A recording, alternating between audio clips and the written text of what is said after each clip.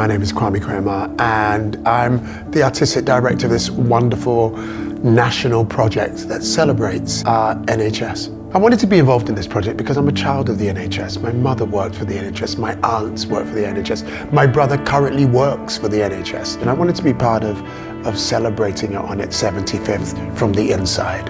I'm very, very proud to be the Chief Executive of University College London Hospitals, and I'm equally proud to be one of 19 Chief Executives here in the NHS supporting the development of this really ambitious and really exciting project. It's a poignant year. It's 75 years of celebrating and marking the birthday of the NHS. The workforce of the NHS make the NHS what it is today, and it's really important, particularly after the pandemic, that we hear the stories of those people. COVID-19 has affected all of us, but particularly for our staff in the National Health Service who have faced the most challenging and difficult of times, emotionally, physically, and are still having to deal with the consequences. There's something really interesting about trying to invest in the voices of those who have handled the last few years, of course, with COVID, but also have dedicated their lives to the National Health Service in order to help us negotiate our most difficult times. Working together to be able to support staff to tell their stories, to invite the workforce to produce different types of art. That could be painting, that could be storytelling, poetry, photography, to tell their story of their experience in the workforce.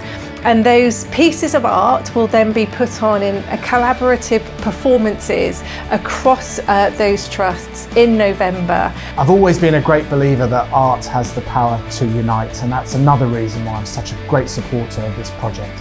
The opportunity to remember the voices, to listen to people, to hear their stories, and forever be grateful for the great work of our National Health Service.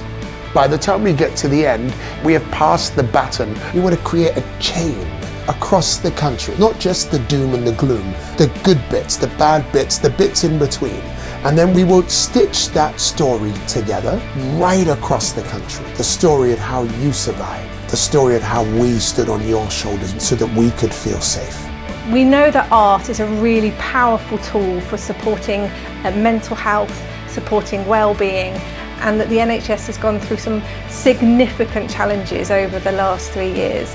So this arts programme is here to help staff to reflect, but also as a way of being able to support their well-being, support their mental health, and be able to share their stories in creating community together. The most important thing about this project is that it is trying to capture the voices of those who often listen to our voice. The overall story is arced in such a way that by the time we get to the end of it, we feel that we've gone into the inside of the minds and the hearts and the spirits of those who work for this great institution.